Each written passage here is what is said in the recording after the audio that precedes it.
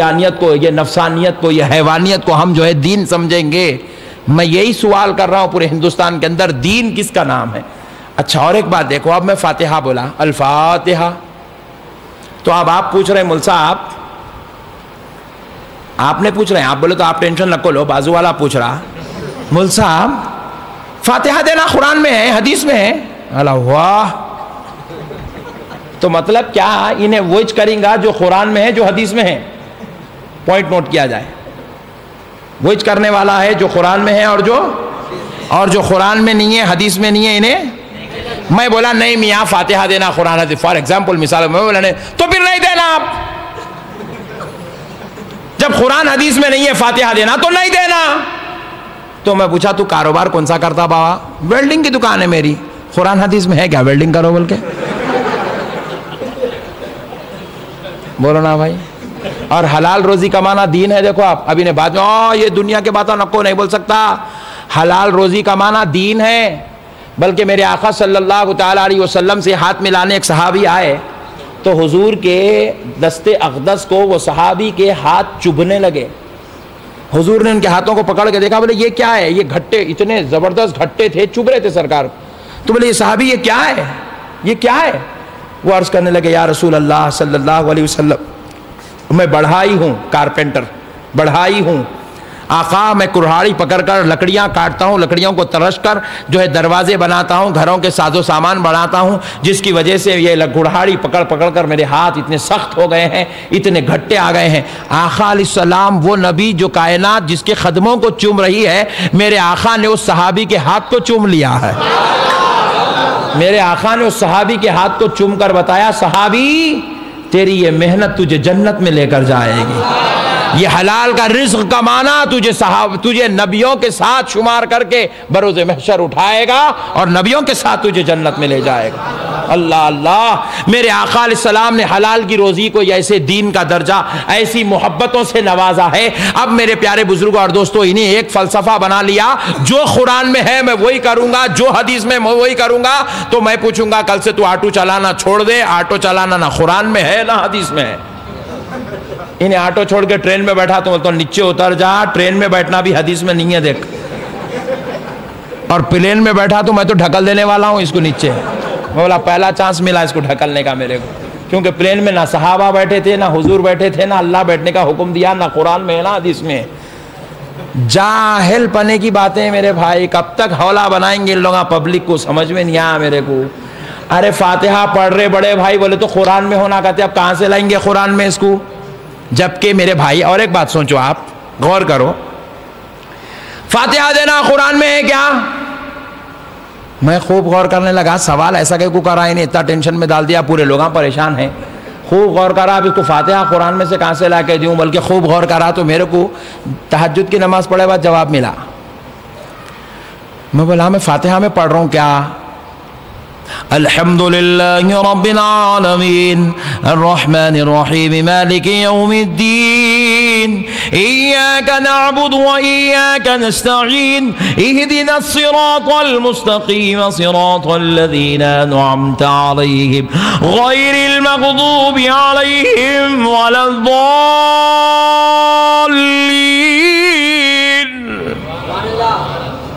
اب اس کے بعد کیا پڑھتے ہوئے فاتحہ میں؟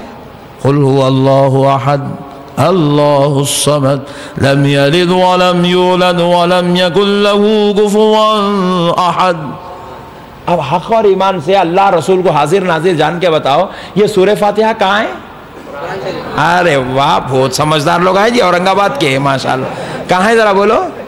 ہاں، سورہ اخلاص کہاں ہے؟ ارے واہ سبحان اللہ، سورہ فاتحہ بھی قرآن شریف میں ہے، سورہ اخلاص بھی۔ پھر قرآن شریف پڑھے تو پوچھتا قرآن میں ہے کیا؟ سمجھ رہے ہیں میری بات کو؟ قرآن شریف پڑھے تو پوچھ رہا، فاتحہ پڑھے قرآن شریف، فاتحہ بول کے قرآن شریف پڑھ رہے ہیں، پھر پوچھتا قرآن میں ہے کیا؟ قرآن میں ہے کیا بلکہ اس وقت پوچھ جب میں بھگت گیتا پڑھ رہا ہوں، رامائن پڑھ رہا ہوں، میں جو ہے کوئی منتر پڑھ رہا ہوں، کوئی میں وید پڑھ رہا ہوں، میں کون سی تو بھی دوسری دنیا کی کتاباں پڑھ رہا ہوں۔ اب پوچھ مولانا وید پڑھے قرآن میں ہے کیا؟ تو جب میں کو مسئلہ سمجھا، ہاں بھائی میں بہت بڑی غلطی کرا، رامائن پڑھا، بھگت گیتا پڑھا، توبہ توبہ نہیں پڑھنا چاہیے، آئندہ سے خالی قرآن پڑھتا ہوں بولتا ہوں میں قرآن پڑھے تو پوچھتا قرآن میں ہے کیا، تو اب کہاں سے لاؤں اس کا جواب؟ ایسی حوالہ بنا رہے میرے بھائی پورے لوگوں کو ان لوگ.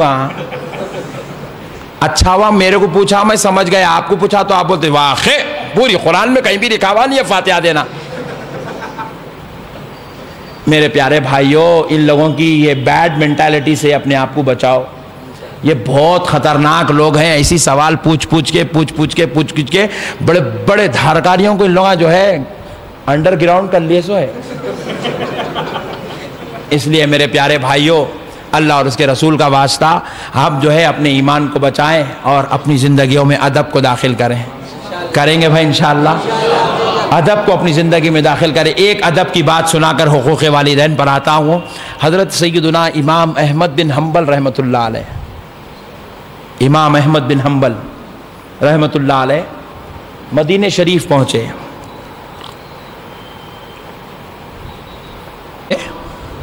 سبحان اللہ. جب پہنچے تو دوپہر کا وقت تھا، ظہر سے لے کے عشاء تک دربار رسالت میں بیٹھے رہے. آقا علیہ الصلوۃ والسلام کی مزار اقدس کے قریب بیٹھے رہے، پورا دن گزار دیے. جب رات کا انتہائی وقت ہوا اور سفر کی انتہائی تھکان تھی، آپ نے جب چاہا کہ کچھ دیر آرام کر لیں تاکہ پھر فجر کے وقت میں آقا کے دربار میں حاضر رہیں، تو حضرت امام احمد بن حنبل رحمۃ اللہ علیہ نے کیا کیا، اپنے رات کے سونے کا انتظام کرنے کے لیے شاگردوں کے ساتھ حجرہ رسول صلی اللہ علیہ وسلم سے باہر تشریف لائے، قبر رسول کے پاس سے تشریف لائے، اور مدینہ شریف کے ایک صحن کے اندر آپ نے اپنا ٹینٹ ڈالنے کا ارادہ کیا. تو آپ کے مریدین و متقدین نے وہ ایک ٹینٹ ٹائپ میں تھا لگا دیے، ایک جھوپڑی کے ٹائپ میں لگا دیے. اب آپ اندر گئے، چراغ لگا لیے اور اپنے شاگرد سے کہا مجھے ایک سبل چاہیے. ادھر ادھر پوچھتا ہوا کہیں سے ان کو سبل لے آیا اور لے آ کر دیا. حضرت امام احمد بن حنبل سبل لیے اور مدینے کی زمین کو کھودنے لگے، اپنے خیمے میں اپنے ٹینٹ میں اس کو کھودنے لگے. کھودتے ہوئے شاگرد اندر داخل بولے حضور آپ اجازت دیجئے ہم کھود دیتے ہیں، آپ کیوں اتنی بولے نہیں میرا کام ہے مجھے کرنے دیجئے. بس اب کھودنے لگے. اتنا کھودے کہ آپ کے یہ گھٹنے اس کے اندر چلے گئے، اتنا بڑا گڑھا کر لیے کہ آپ کے گھٹنوں تک وہ کھد گیا. اب شاگرد پریشان بولے حضور آخر کھود کیوں رہے آپ، کیا وجہ ہے سرکار اس کو کھودنے کی؟ تو امام احمد بن حنبل رحمۃ اللہ علیہ فرماتے ہیں دیکھو بابا، میں نے جب سونے کا ارادہ کیا تو میں غور کیا کہ اگر میں پیر ادھر کرتا ہوں تو ادھر جنت البقیع 10,000 صحابہ آرام کر رہے ہیں، 10,000 صحابہ اور اہل بیت مصطفیٰ آرام کر رہے ہیں. میں نے جب ادھر پیر کرنے کا ارادہ کیا تو ادھر کعبہ معظمہ قبلہ شریف ہے. میں نے جب ادھر پیر کرنے کا ارادہ کیا تو ادھر مسجد نبوی شریف روضہ رسول ہے. میں نے جب ادھر پیر کرنے کا ارادہ کیا تو ادھر میں دیکھتا ہوں کہ صحابہ اکرام کے مقدس گھر اور بڑی عظیم المرتبت شخصیتوں کے مکان ہے. تو میں نے سوچا کہ ادھر بھی پیر کروں تو بے ادبی ہو رہی ہے، تو میں نے اس لیے گڑھا کھود لیا تاکہ میں گڑھے میں پیر رکھوں گا اور ایسے سو جاؤں گا تاکہ کسی کی بے ادبی بھی نہ ہو اور میری نیند بھی پوری ہوتی رہے.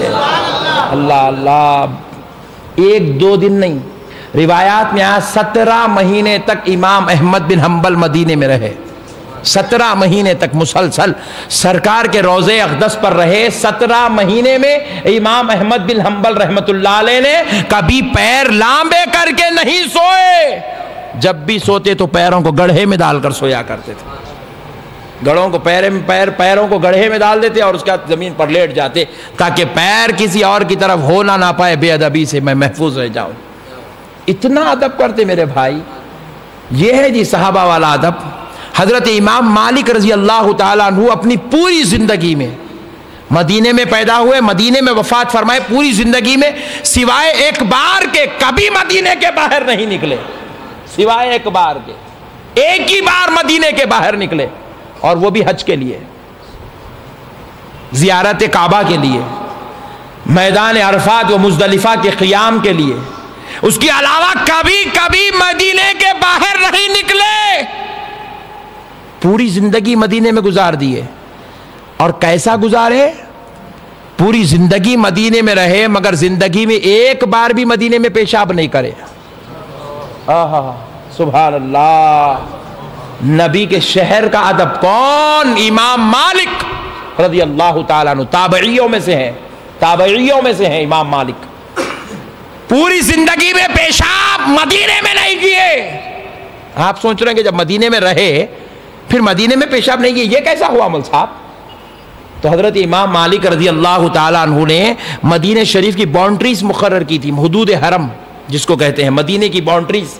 بولے مدینہ کہاں تک ہے؟ بولے یہاں تک مدینہ, یہاں تک مدینہ, یہاں تک مدینہ, یہاں تک مدینہ. تو آپ نے کیا کیا, ایک بڑا پتھر مدینے کی اس باؤنڈری پر رکھ لیا, باؤنڈری پر رکھ لیا, ایک بڑا پتھر رکھے, رکھ کر کیا کرتے تھے, بیٹھتے تھے مدینے میں, بالکل اینڈنگ لائن پہ.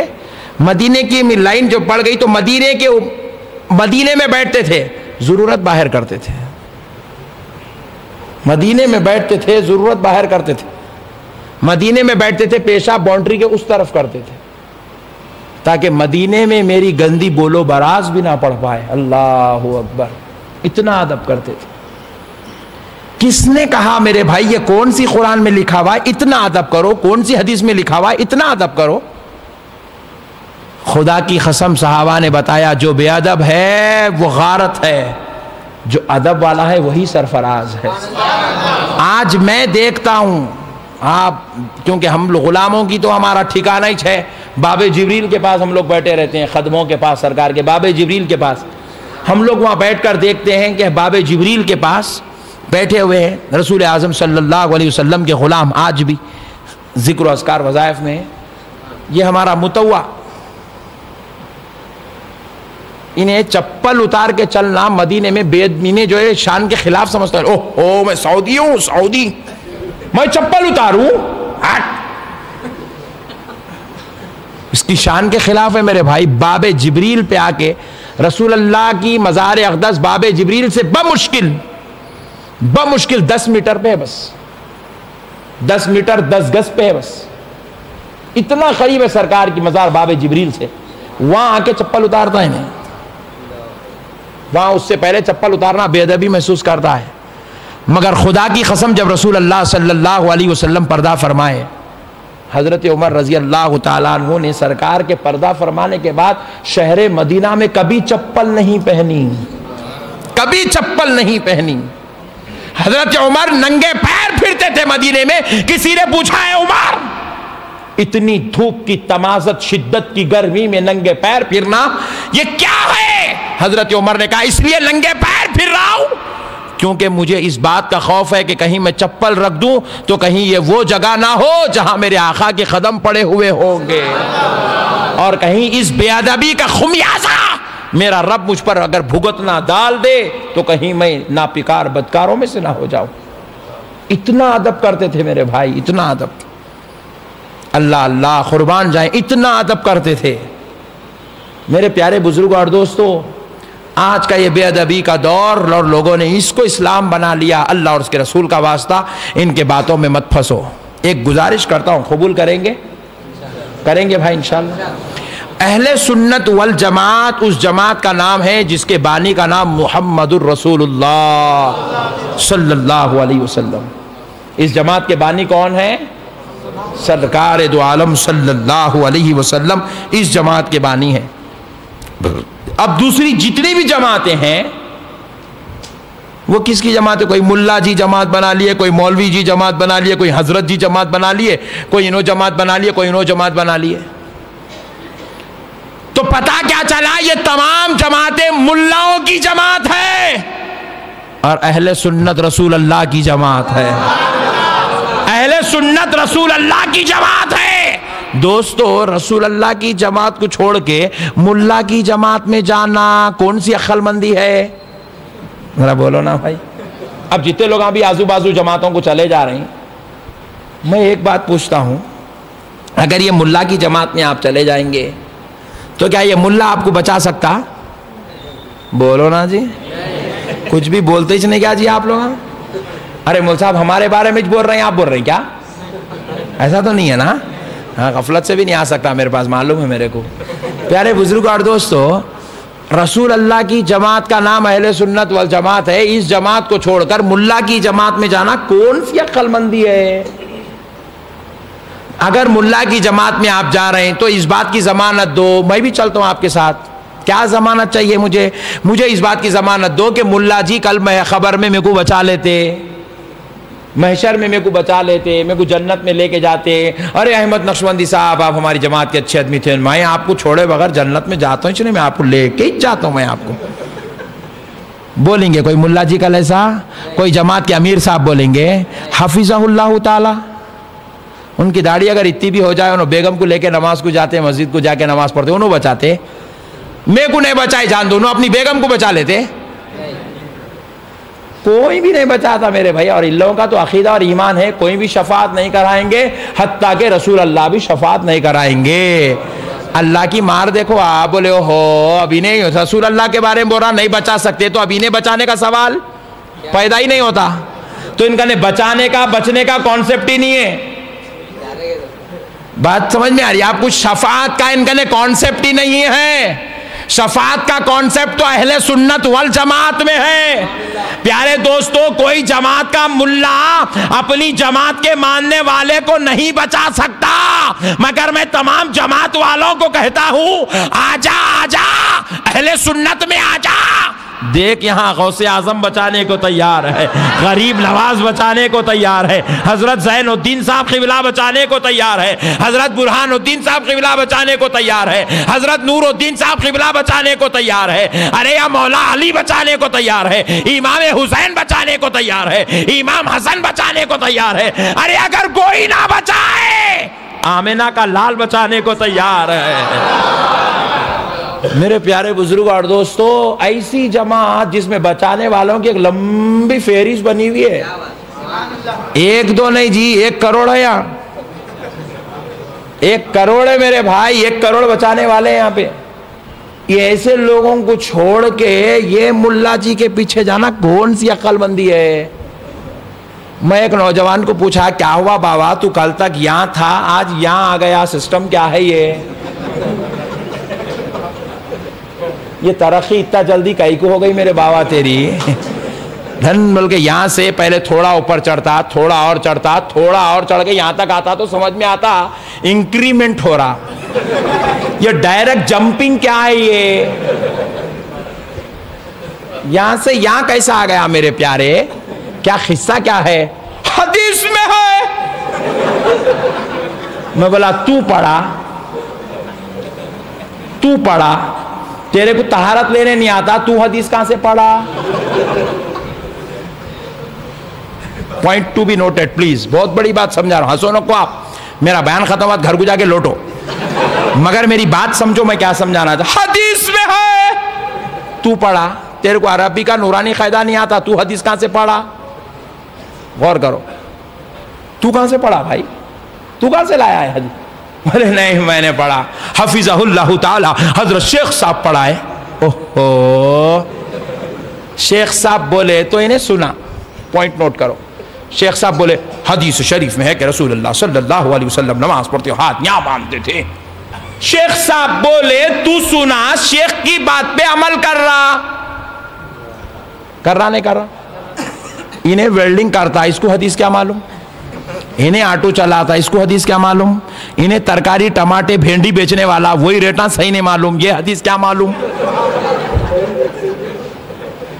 شیخ صاحب بولے، شیخ صاحب کی بات لیا، یہاں سے یہاں آ گیا۔ میں بولا میاں تو ایک معنوں میں شیخ صاحب کی تقلید کر رہا نہیں کر رہا بھائی؟ کسی کی بات سن کر اس کی بات کے مطابق اپنے آپ کو چلانے کا نام تقلید ہے۔ انہیں نہ عربی پڑھ سکتا ہے، نہ حدیث کا مفہوم سمجھ سکتا ہے، نہ حدیث کا اختلاف سمجھ سکتا ہے، نہ راوی کو پہچان سکتا ہے، نہ حدیث کی سند کو جان سکتا ہے، نہ حدیث پر بحث کر سکتا ہے، نہ حدیث کے مشہور ہونے کو جانتا ہے، نہ حدیث کی تحقیق کو جانتا ہے، نہ حدیث کی روایت کو جانتا ہے، نہ راوی کے حالات کو جانتا ہے، نہ امام بخاری کو پہچانتا ہے، مگر ایک شیخ بول دیا یا ہاتھ باندھنا حدیث میں ہے تو اپنی بات کو چھوڑ دیا، شیخ کی بات کو مان کے یہاں سے یہاں آ گیا۔ تو میں بولا رے نادان، یہ 14ویں صدی کے ملا کی بات سن کر یہاں سے یہاں آنے سے بہتر ہے اس امام اعظم کی بات سن لے جس کی خوشخبری مدینے والے مصطفیٰ نے دی ہے، جس کی خوشخبری مدینے والے مصطفیٰ نے دی ہے، حضور نے جس کی پیشن گوئی فرمائی تھی، جس کے آنے کی خبر رسول اللہ نے دی تھی۔ یہ آج کل کے مولویوں کو چھوڑ ان کی بات سن جنہوں نے براہ راست صحابہ سے ملاقات کر کے حدیث کی تحقیق کر کے فقہ کو بنائی ہے، جنہوں نے صحابہ سے ملاقات کر کے حدیث اور قرآن کو ٹٹول